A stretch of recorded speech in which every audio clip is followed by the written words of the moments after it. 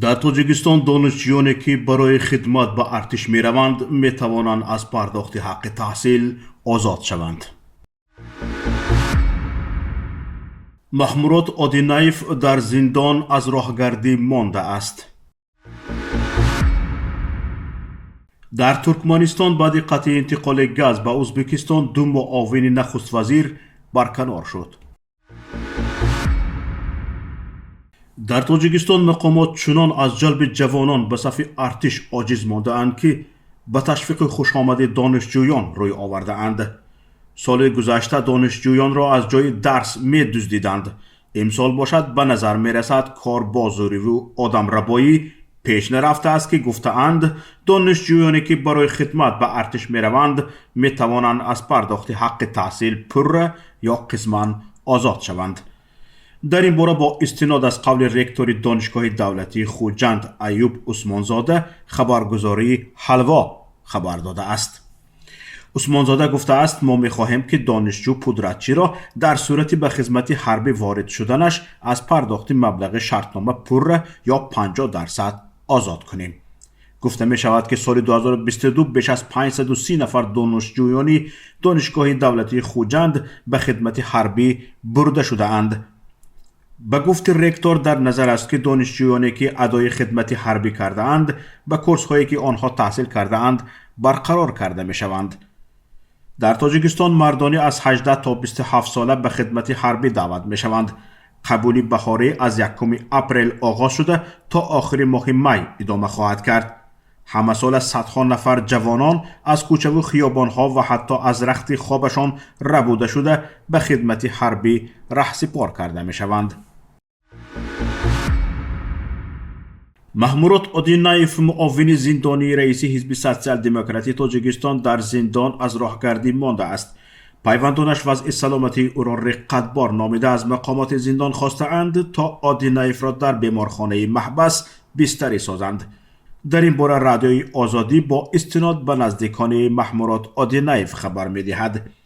زبیده حکیمووا همسر محمورات آدینایف که چند روز پیش او را در زندان دیده بوده است گفته است شوهرش دچار فشار خون بیماری دیر بوده از بسته شدن راه پیشابدان ادینوما اذیت می کشد و بدون عصا بغل راه گشتن نمی تواند.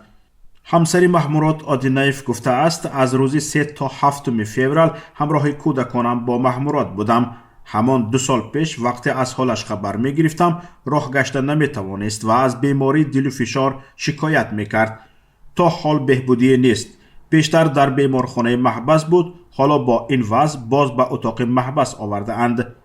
حبیب الله رضایف پسر محمورات آدینایف گفته است که پدرش در اول ماه فوریه به مقامات محبس نامه نوشته خواهش کرده است که در بیمارستان بستریش کنند، اما تا حال یگان اقدامی از جانب مقامات زندان نشده است. پرزیدنت ترکمنستان سردار بردیمحمدوف در بخش سوزشواری انرژتیکی کشورش یک قطار تغییرات به عمل آورد. از جمله 2 معاون نخست وزیر شاهیم عبدالرحمانوف مسئول مجمع نفت و گاز و چریموراد پورچیکوف مسئول بخش انرژتیک ساختمان و صنعت را از مقامشان برکنار کرد. با اطلاع خبرگزاری فرغانه اشرگولی بگلیف که قبلا مشاور رئیس جمهور در امور نفت و گاز بود معاون نوی نخست وزیر در امور صنعت نفت و گاز شد. به مقام معاون نخست وزیر عاید به انرژتیک ساختمان و صنعت بایمراد انمامدوف که قبلا وزیر صنعت و استحصال ساختمان بود تعیین شد. گفته می شود این تغییرات کادری به مشکلات مربوط است که در ماه ژانویه سال جاری در کان گلکنیش به میان آمد که باعث قطع شدن انتقال گاز به ازبکستان شد. سنجش دادستانی کلی ترکمنستان نشان داده است که طبق حساب‌های مقدماتی تنها طی 6 روز قطع اجباری انتقال گاز به جمهوری همسایه حجم خسارات وارده 59 میلیون 700 هزار دلار را تشکیل داده است. در رابطه با کمبودی‌ها در انتقال گاز قبلا 6 کارمند شرکت ترکمنگاز از جمله سردار ریاست ذخیره‌های مادی تکنیکی و تجهیزات شهرت اژدروف بازداشت شده بودند. شهرت چاپانوف رئیس اتحادیه ترکمنگاز دیریش و باطر امانوف رئیس شرکت ترکمنگاز از سردار بردیمحمدوف تنبیه سخت گرفتند.